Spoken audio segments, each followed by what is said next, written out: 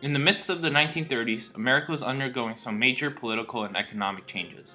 A contentious issue of the time was prohibition, a movement intended to ban and halt the production of alcoholic beverages. At the time, many turned to crime in order to obtain alcohol.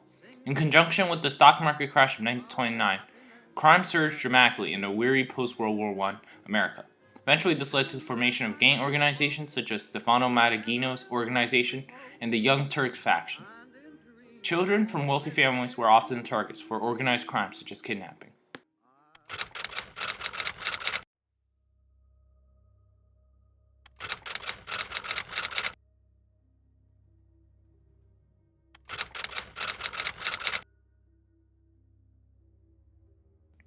The child had been put to bed by the nurse at 7:30 p.m. when Lindbergh Sr. heard a noise coming from what he assumed to be a wooden crate, snapping in the kitchen.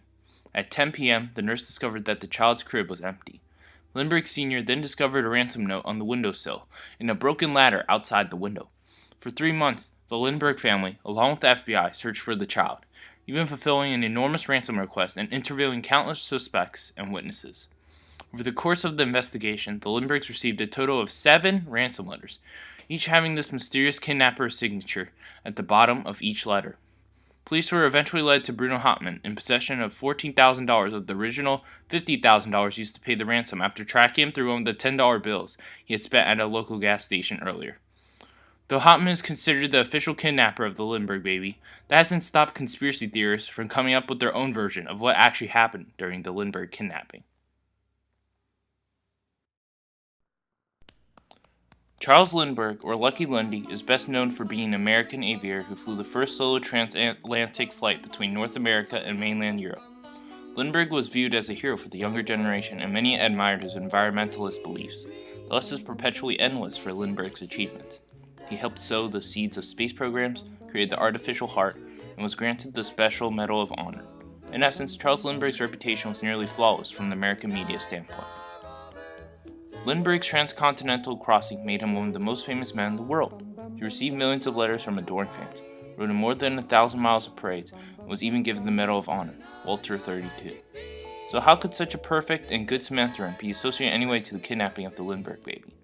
You're probably thinking, what kind of father would kidnap their own son? Now this is where things become interesting. Some hidden details of Lindbergh's biography reveal that he has a darker past than most would think. It is well known that Lindbergh was fascinated by evolution, social Darwinism in particular. But having a son who lacked the perfect genetic markers that Lucky Lindbergh found desirable, Lindbergh may have feared that his son would grow into the kind of human being he professedly despised. However, how can we really be sure that his level of disgust towards his own son would reach the point where he would think about killing his own son? The young Lindbergh's condition was not transient. His son was afflicted with a rickets-like condition that doctors predicted would be permanent and severe. Moreover, Lindbergh was not mentally stable, as he was obsessed with his self-image and lacked human empathy. A lot of Lindbergh's behavior took my breath away. He was capable of astonishing coldness towards his family, with moments of sadistic behavior. Walter 32. Most people would deem the act of murdering their own child as inhumane. However, further evidence shows explicitly the extent to which Lindbergh was willing to act on his social Darwinist beliefs. Digging farther into Lindbergh's murky past reveals the degree of support he dedicated towards eugenics and Darwinism when Walter Gardner, a professor of history emeritus, states his secret affair starting in 1957 with 3 women in Germany, 2 of them sisters, which led to 7 children besides the 6 he had with his wife, are reminiscent of an experiment. Rutgers.edu. This additional information suggests that Lindbergh's dedication to Darwinism may have been an effort to produce the perfect child. The fact that he attempted this human experiment 3 times shows that he did not view the Darwinism as an ideology only, but rather a lifestyle that he had willingly embraced. As predicted, when Lindbergh did not produce such a child legitimately, he could have been motivated by potential anger and/or shame, and thus murdered his own son.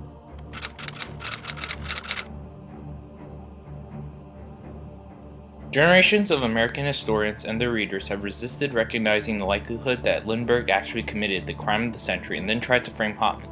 In my view, the reasons for this denial are his symbolic place in their national history as Lucky Lundy, the first man to fly across the Atlantic, the fact that Hauptmann was a perfect scapegoat, and inconclusive evidence, as people wanted an end to the trial and were willing to accept incomplete evidence as conclusive. In the Lindbergh trial, Bruno Hauptmann was only found guilty due to inconclusive evidence, and the media wanting the story to be resolved in a satisfying manner. The final verdict is that Hauptmann was guilty for the kidnapping of Lindbergh's child, since evidence such as the ladder, footprints, and ransom notes were all tied to Hauptmann himself. However, in each of these arguments exist discrepancies. The ladder supposedly used to kidnap the baby was a piece of evidence faked by the police. Erastus Meade Hudson was a fingerprint expert who knew about the rare silver nitrate process of collecting fingerprints from wood and other surfaces. After thorough investigation, Hudson could not identify Bruno Hauptmann's fingerprints on the ladders, but could, nevertheless, observe the fingerprints of the owner who had made the ladder. Upon this discovery, the ladder was then washed of all fingerprints, and Norman Schwarzkopf Sr., the superintendent of the New Jersey police, refused to disclose any further notice to the public about the absence of Hauptmann's fingerprints. Likewise, prosecution explicitly stated that Hauptmann had acted alone, but numerous footprints were found outside the Lindbergh house.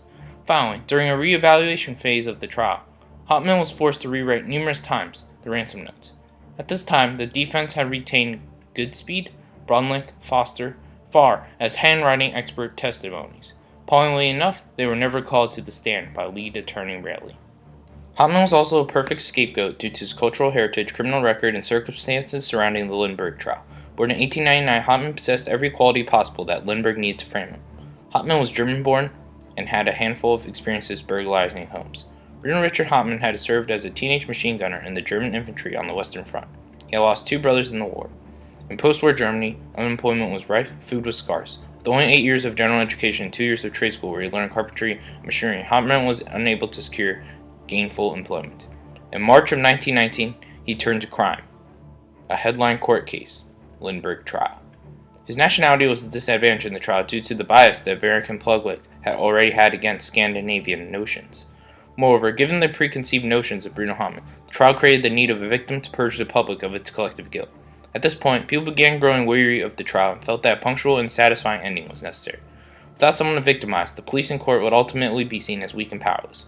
Thus, Bruno Hauptmann would be the perfect scapegoat because he was everything the public despised: dishonest, German, and desperate. In combination with the need of the public to release its guilt, there was also inconclusive evidence presented in the trial. The ladder is one such example. The ladder contained no traces of Bruno Hauptmann. The police continued to insist that the ladder did have Hauptmann's fingerprints in order to satisfy the public's appetite for evidence condemning the German. In essence, Hauptmann was victimized by the media to the benefit of the court.